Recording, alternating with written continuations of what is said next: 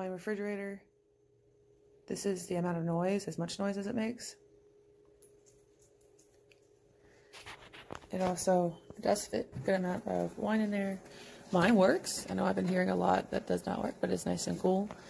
Also at the bottom, you can fit a 1.5 liter in there. So if you do have anything big, you can fit that in there. It's just, you may not have room for anything else.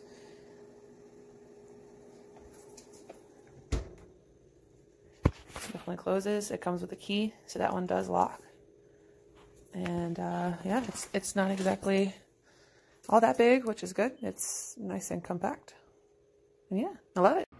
Fridge is a replacement fridge. It's stuck at 18 degrees on the dial. You cannot change it. And it's absolutely warm inside. There's no cold air on these glasses, as you see. No fog. And I open the fridge up at 18 degrees is normal. Temperature in here is 70 degrees. It's very defective merchandise. This is my second fridge, and if Amazon sent me another one on Wednesday, I would not purchase Ivation if I was anybody.